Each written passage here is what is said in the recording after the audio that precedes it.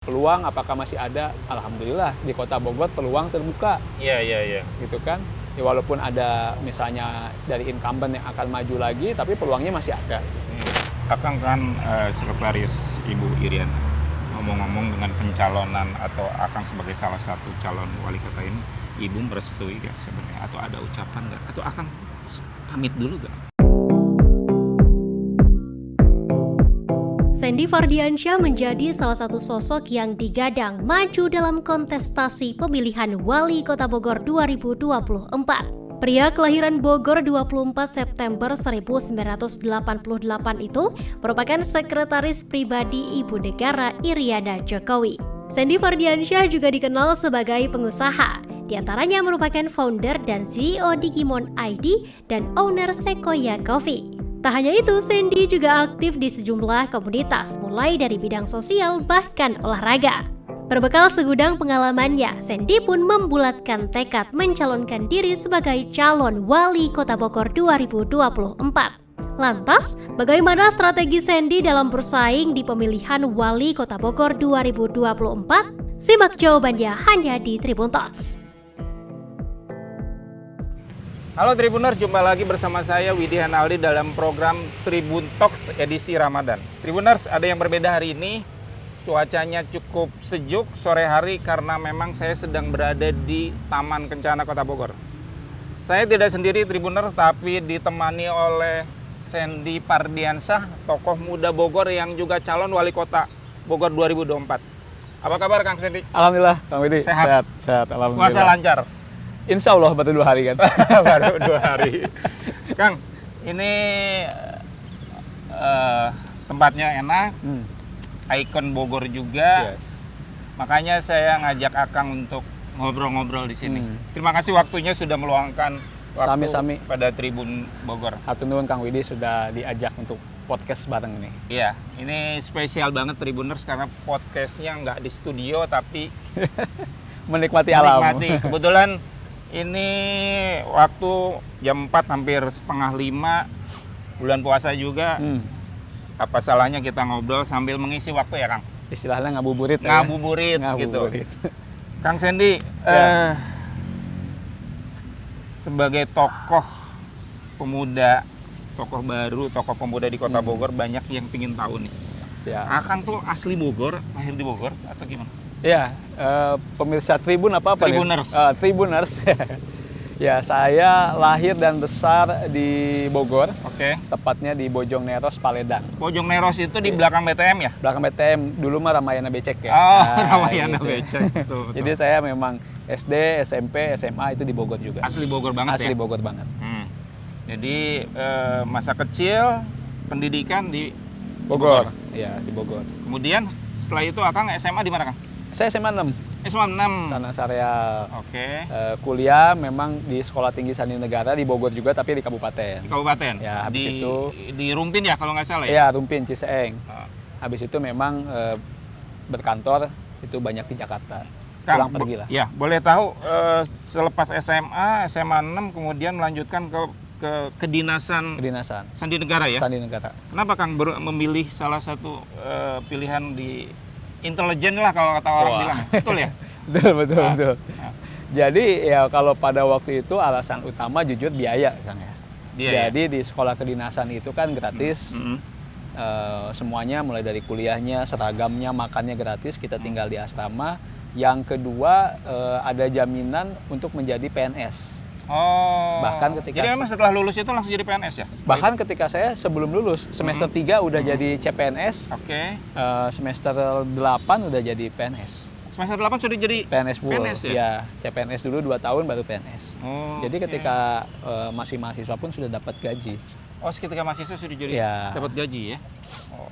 Tapi waktu itu langsung bekerja di mana Kang kalau boleh tahu Kang? Dulu lulus dari Sandi Negara itu ke Lemsanek namanya, Lembaga Sandi Negara yang ada di Ragunan, Pasar Minggu. Dan itu memang ditempatkan?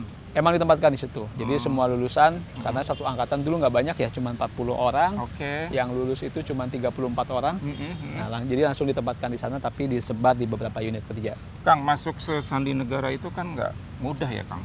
Artinya apa persiapan waktu itu? Persiapan secara mental, fisik juga kan? Betul, Karena betul. semi militer juga kan Semi sebenarnya. militer, ya. Masuk Sandi Negara mungkin hampir sama dengan seperti masuk Akpol, Akmil, ya kan. Itu kalau zaman saya ada 6 kali tes, akademik, psikotes, kemudian samapta, kesehatan, kemudian wawancara, pantukir. Pantukir terakhir itu ya. Iya, sidang pantukir. Jadi 6 kali tes. Waktunya memang cukup panjang, antara 2 sampai 3 bulan. Oke.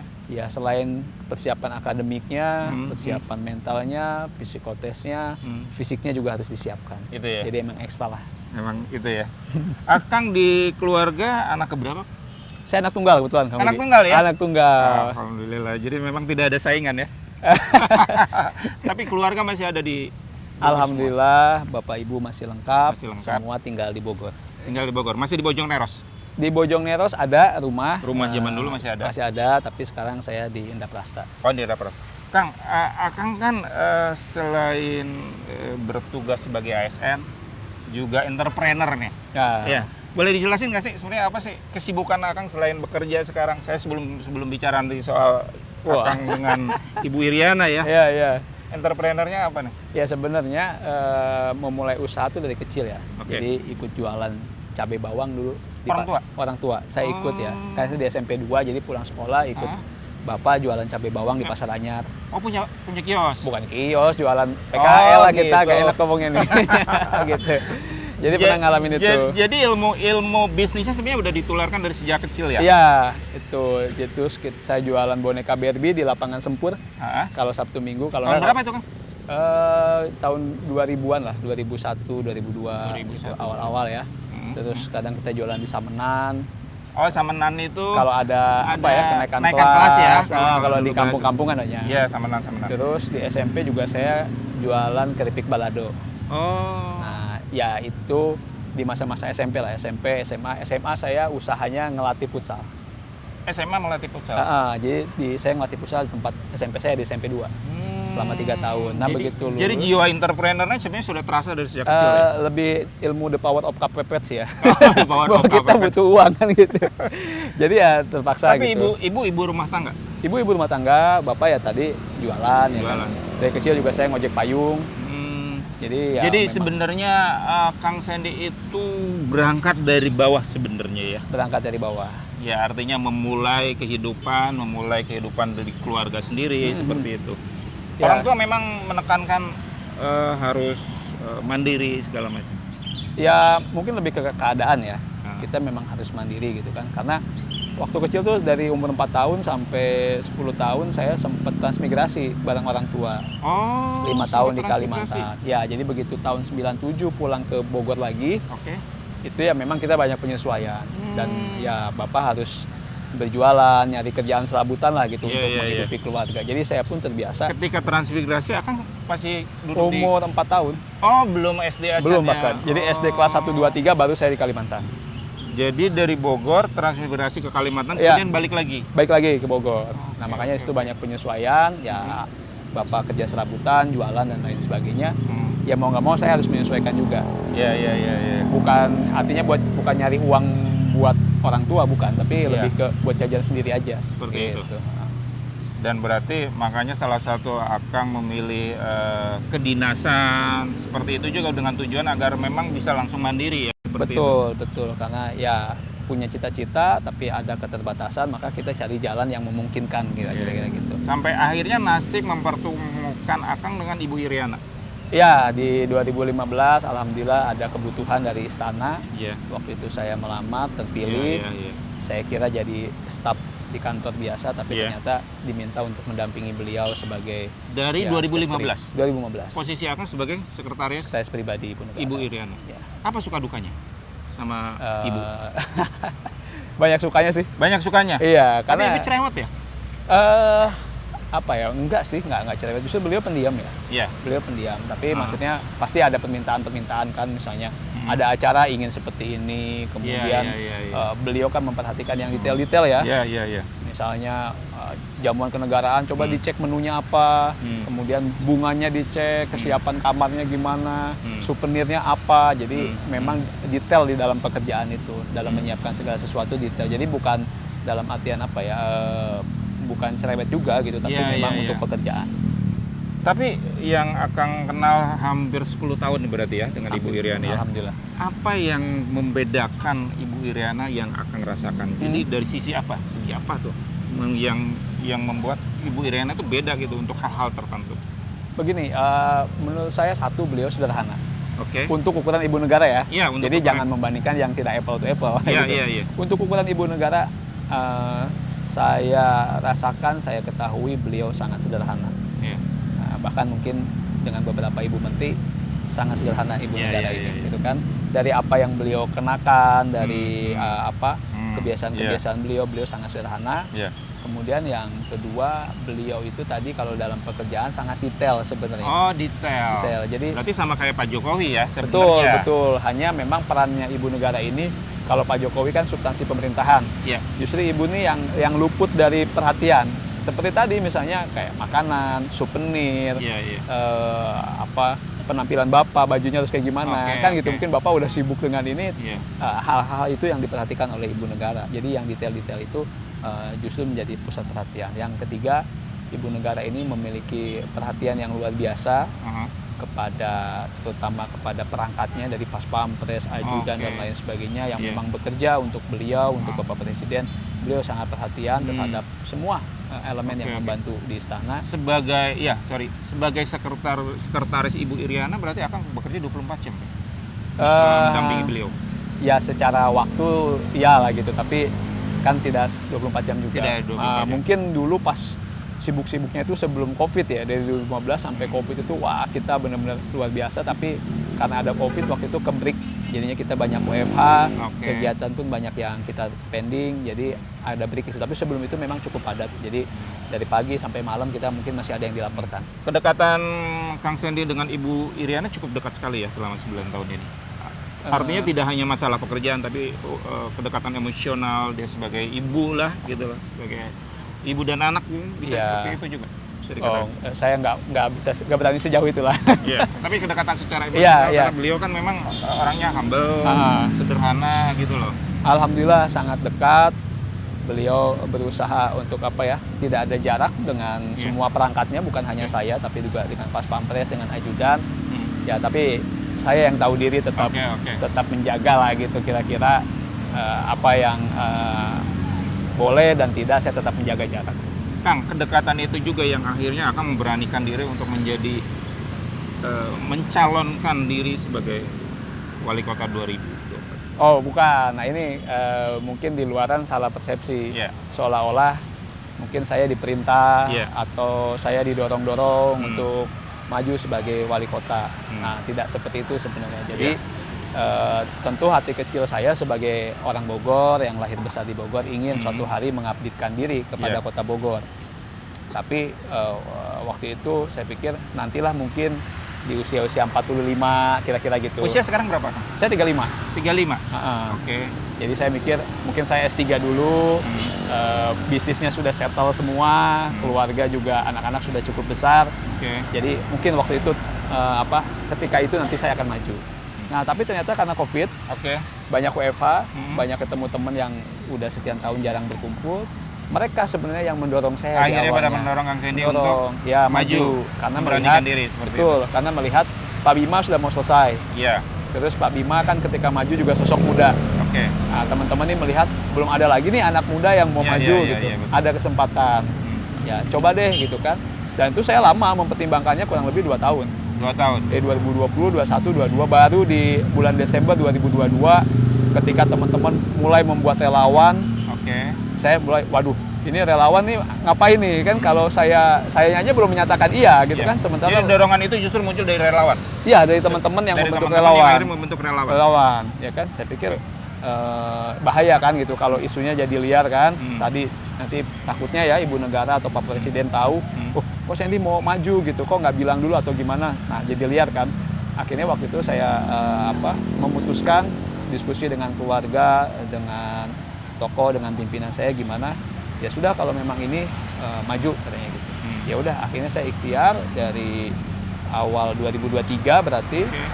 Kemudian di April saya mendirikan Paguyuban Kawani karena saya sadar belum memiliki partai.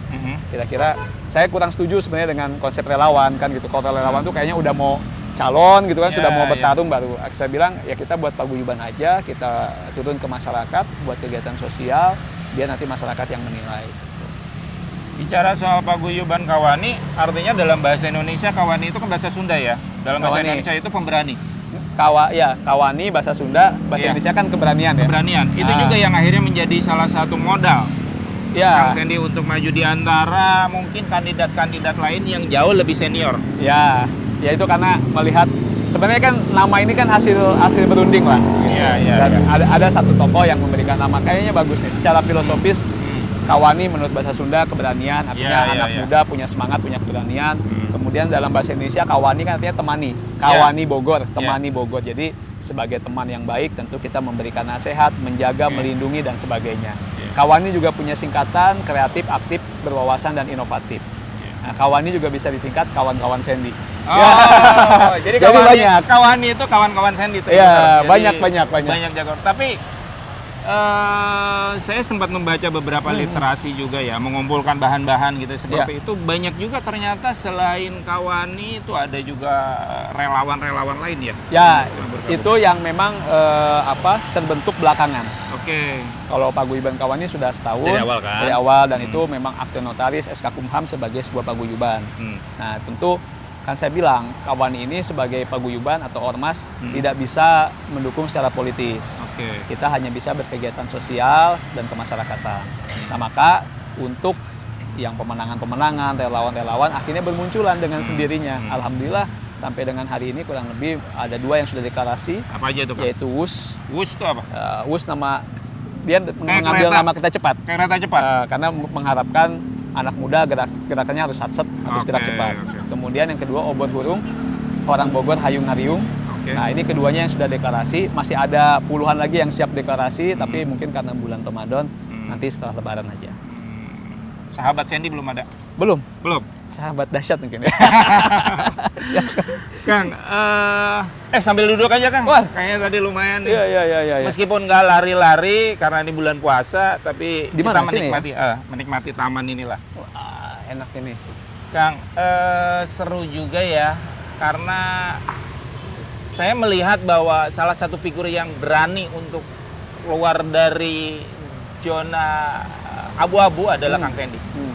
Artinya bahwa kalau yang lain mungkin saya katakan masih malu-malu, Malu-malu. ya Kang Sandy langsung dengan jargon, dengan baliho.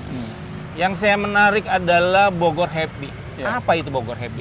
Maksudnya itu membuat masyarakat Bogor happy terus atau seperti apa sih? Ya, tentu visi misi itu kan nanti yang akan didaftarkan ke KPU. Oke. Nah, tapi kami melihat ujungnya apa sih dari semua program pemerintah atau program yang dijalankan baik itu paguyuban atau nantinya yang dibawa oleh wali kota. Tentu kan ingin kebahagiaan, ingin Oke, happy, ingin happy. kegembiraan di Oke. masyarakat. Misalnya bangun sekolah, ya biar pelajarnya happy Iya, bahwa iya. dia bisa sekolah di sekolah negeri misalnya gitu. Bangun puskesmas, ada ambulans yang melayani masyarakat. Kita ciptakan lapangan pekerjaan. Semua ujungnya adalah untuk kebahagiaan masyarakat. Jadi memang sedikit abstrak, tapi itu yang ingin kita tebarkan, yang kita ingin hadirkan untuk masyarakat Kota Bogor. Bogor happy. Tapi menciptakan masyarakat Bogor happy tentunya sesuatu yang tidak mudah juga kan? Betul. Apa yang akan ditawarkan selain membuat masyarakat happy? Tentunya ada perangkat-perangkat yang harus disiapkan ini untuk membuat kita semua tuh happy. Nah, maka untuk itu kita basisnya satu adalah dengan survei dan riset. Oke. Kita sudah 2 kali nih survei dan riset di bulan November dan baru Bocorannya?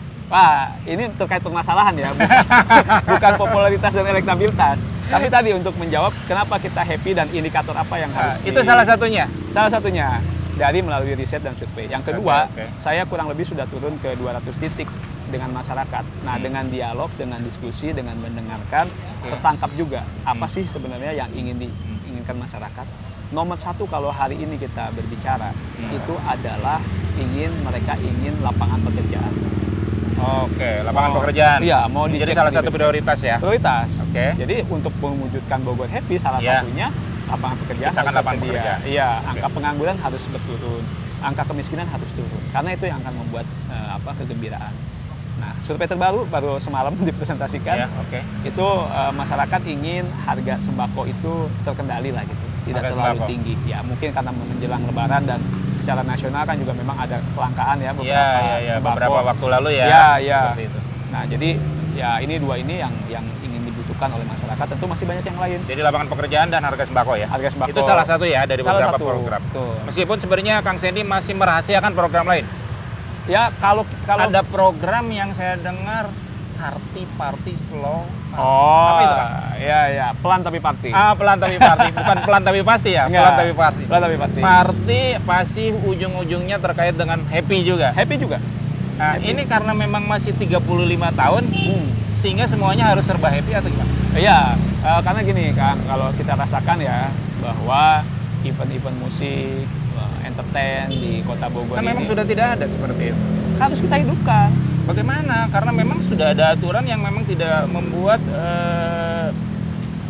pihak ketiga tidak bisa masuk. Ya, makanya kita konsepkan bisa kok kita buat simple, sederhana, tapi peserta atau yang hadir tetap enjoy. Iya. Ya, kita bantu di publikasi, di media dan lain sebagainya, sehingga banyak yang datang. Sekarang setiap kita terakhir sudah bikin 4 kali ya, 4 kali volume katakan. Pelan tapi pasti edisi keempat udah.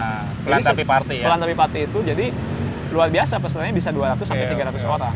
Jadi memang antusias masyarakat Kota Bogor akan hiburan itu tinggi. Iya. Apalagi sebagai kota jasa ya. Betul. Kota jasa yang mengandalkan destinasi Destinasi. kuliner, Betul. dan yang pasti tempat hiburan kan. Betul. Banyak pertanyaan Kang Sandy. Salah satunya adalah pertanyaan yang mengusik saya. Waduh. Ibu Iriana merestui apa enggak? Tapi nggak usah dijawab dulu. Oh iya, dulu. Nggak usah dijawab. Siap. Tribuners, kita tadi sudah keliling Taman Kencana. Nah ini salah satu ikon juga yang memang kita banggakan untuk warga Kota Bogor. Tapi berhubung sekarang ini mau menjelang berbuka, kita harus berburu tajil ya. ya saya sama Kang Sandy mau berburu tajil. Lokasinya di mana? Ikutin kita. Oke. Let's go.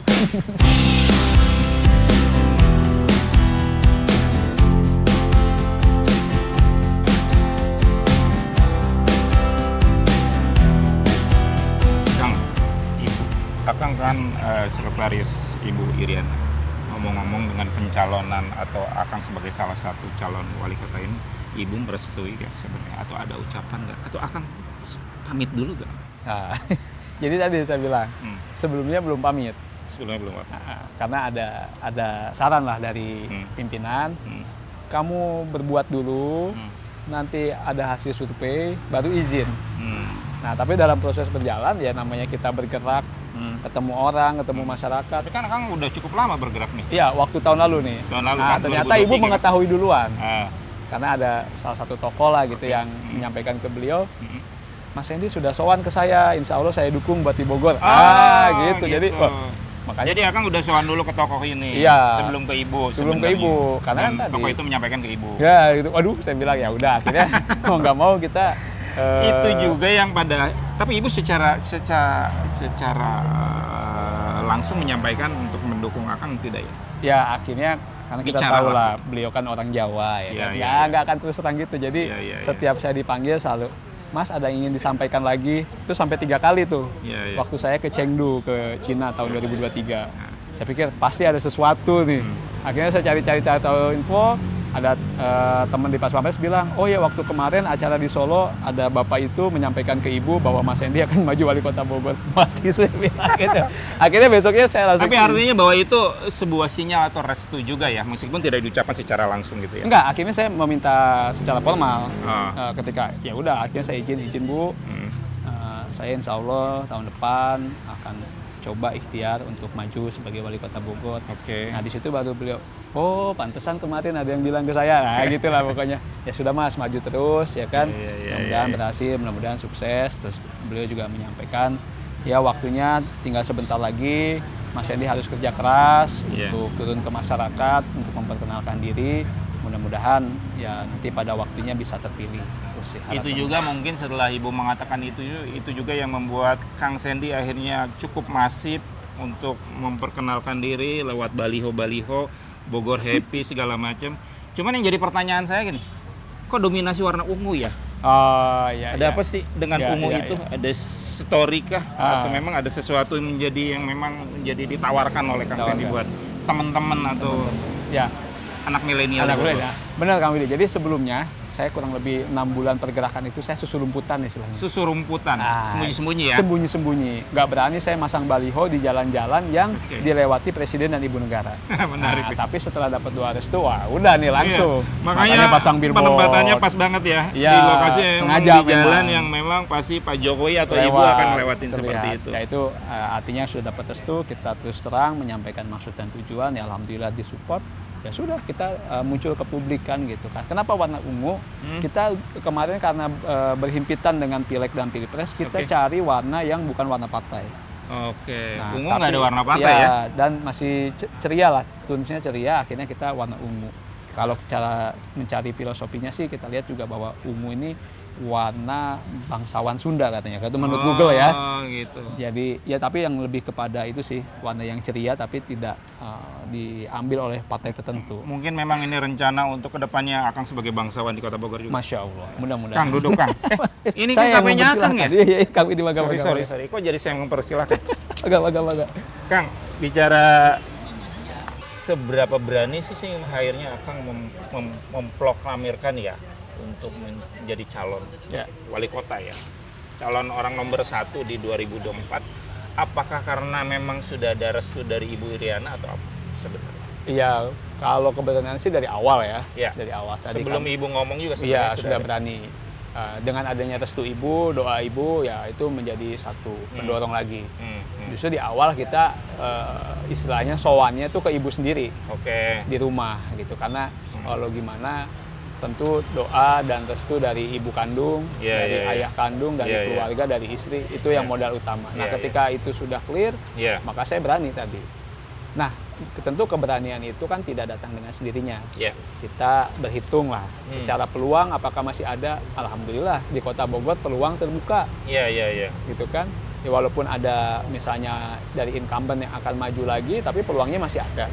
Kecuali kita sudah melihat, wah ini nggak ada kesempatan gitu. Nah, gitu. Kedua juga peluangnya di Bogor kan tidak ada dinasti.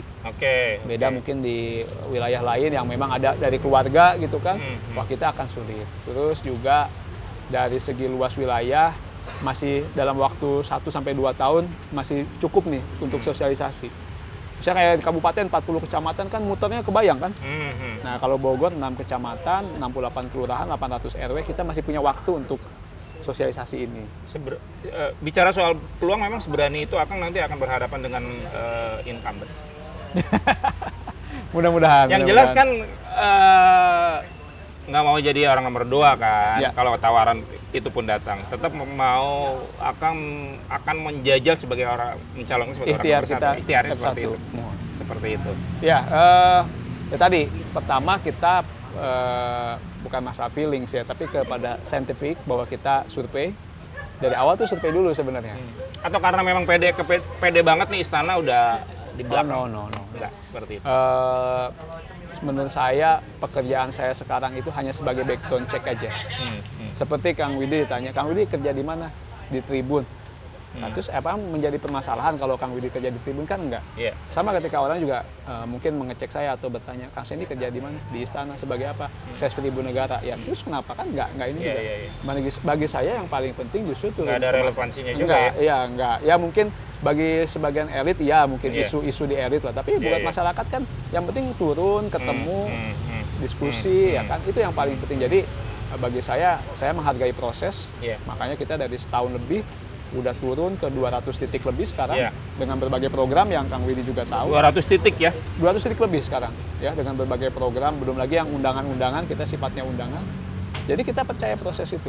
Jadi memang harus ketemu masyarakat, harus dirasakan program. Memang ada ceruk yang bisa Kang ambil?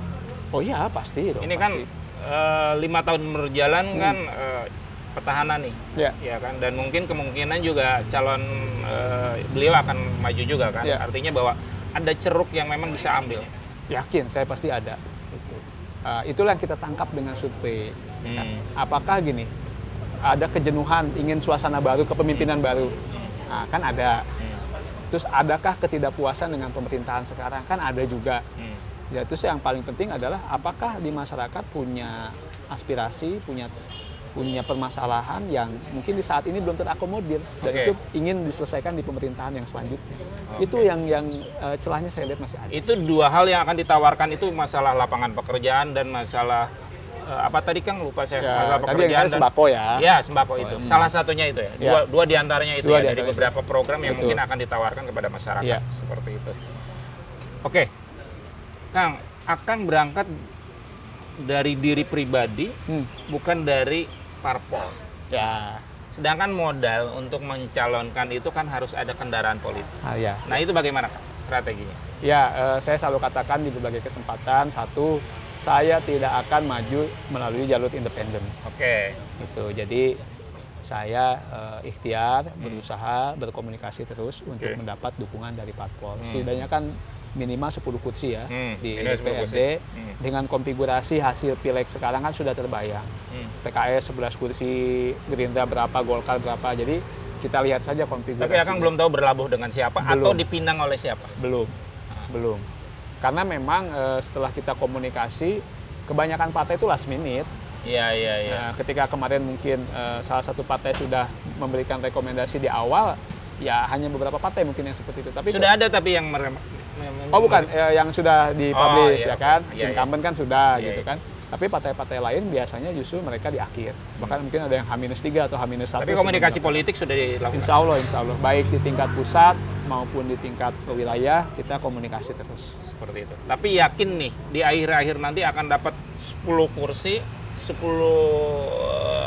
suara yang bisa mengusung Kang Sandy untuk maju sebagai. Ya, kita percaya usaha tidak akan mengkhianati hasil. Hasil survei yang akan menunjukkan itu. Mantap.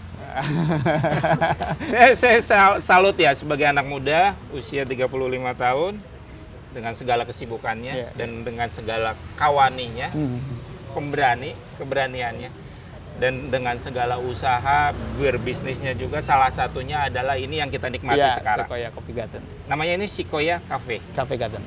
Ini bagaimana nih mengelolanya? Apakah di dalam kesibukan Akang sehari-hari sebagai sekretaris ibu masih bisa mengelola ini? Ya, pertama ini dimulai ketika COVID. Tadi saya bilang banyak WFH kan. Iya. Nah, saya tuh orangnya nggak bisa diem, jadi harus nyari kesibukan, dan alhamdulillah dari kesibukan itu salah satunya lahirlah ini Sequoia Coffee Garden. Dan ini bukan punya saya sendiri, ini barengan.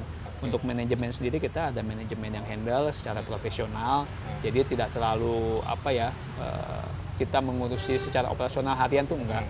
Itu paling kita ngelihat report bulanan, kita rapat dengan stakeholder yang lain, baru kita mungkin yang strategisnya kita putuskan. Ini apakah ini jadi posko pemenangan? Oh enggak. Posko tapi tempat ngumpul-ngumpul, Tempat ngumpul. Lebih tadi buat happy aja ya. Seperti Kang, kalau incumbent ya April nanti kan selesai. Oh iya. Ya, artinya setelah April juga mungkin akan gas terus tanpa rem untuk persiapan di Oktober atau November kan? Iya. Ya sebenarnya kemarin pasca pileg pilpres kita udah gaspol ya. Iya, gaspol ya. Gaspol ya kan. Baik dari APK, dari pergerakan, dari publikasi kita sudah gaspol. Karena kemarin kita lebih ke karena ada pileg, ada banyak caleg, kemudian juga ada kampanye capres. Jadi kalau kita terlalu ini juga ketutup sama pergerakan caleg yang memang banyak ke wilayah. Tapi kita tetap kemarin bergerak terus. Tapi setelah pileg pilpres kita ya gaspol. Jadi sebenarnya patokannya bukan selesai wali kota dan wakil kota sekarang enggak. Tapi kemarin pileg pilpres. Kalau sekarang sih udah gaspol. Ya nggak tahu nanti setelah beliau purna ngapain lagi gitu. Seperti itu ya. Kang, terakhir Kang, apa sih yang akan ditawarkan? Terus apa sih yang akan diharapkan? Bogor ini ingin seperti apa di mata Kang Sandy? Tadi ya, secara abstrak atau secara visi misi besar adalah membuat masyarakatnya lebih bahagia dengan berbagai indikator. Kalau saya lebih ingin bahwa apa yang dilakukan ke depan itu menyelesaikan permasalahan-permasalahan utama. Tadi pengangguran, tadi penciptaan lapangan kerja, kemudian yang kedua juga angka kemiskinan kita ingin turunkan lagi. Tadi pengendalian harga sembako, kemudian yang kita jumpai dalam survei terbaru kita ada masalah lingkungan, jadi banjir, longsor dan lain sebagainya, sampah, itu menjadi isu juga ternyata. di bawahnya ada kesehatan, pendidikan, betul. kesehatan, jumlah peserta BPJS kita yang aktif masih di bawah 50%. Juga puskesmas kita berbicara masalah kualitas maupun kuantitasnya. Pendidikan juga sama, jumlah sekolah kita masih sangat kurang. Jadi kita akan di sini. Dan mungkin yang isu yang katakanlah lebih seksi, misalnya penataan transportasi, kemudian juga mungkin pembangunan infrastruktur yang saat ini belum terlaksana. Ya itu tantangan-tantangan yang besarnya gitu. Karena sampai sekarang Bogor masih dilanda kemacetan kan? Iya. Makanya kita optimis bahwa ke depan kita harus bisa mengurai kemacetan itu. Setidaknya kan kalau kemacetan itu kan bisa diukur ya. Jadi tingkat laju kendaraan berapa kilometer per jamnya. Nah itu yang akan kita upayakan melalui penghadiran transportasi umum yang lebih bagus, yang lebih layak, sehingga masyarakat mengurangi penggunaan kendaraan pribadi. Ya. Dan akan beralih ke Kendaraan umum. Baik, Kang Sandy Fardiansah. Siap. Tokoh muda dan calon wali kota Bogor 2024. Tribuners, itu tadi perbincangan hangat menjelang berbuka dan memang bulan Ramadan, edisi Tribun Talk kali ini edisi Ramadan. Banyak yang disampaikan oleh Kang Sandy sebagai figur muda yang akan bertarung di konstelasi politik, akan bertarung di pemilu pilkada 2024 nanti. Banyak hal yang disampaikan, konsentrasi mulai dari masalah pendidikan, masalah pengentasan kemiskinan dan penyediaan lapangan kerja. Itu salah satu yang akan ditawarkan oleh Kang Sandy untuk maju sebagai calon wali kota 2024 nanti. Saya Widi Henaldi pamit undur diri. Assalamualaikum warahmatullahi wabarakatuh. Assalamualaikum. Atur nuhun Kang Widi. Download Tribun X sekarang. Menghadirkan lokal menjadi Indonesia.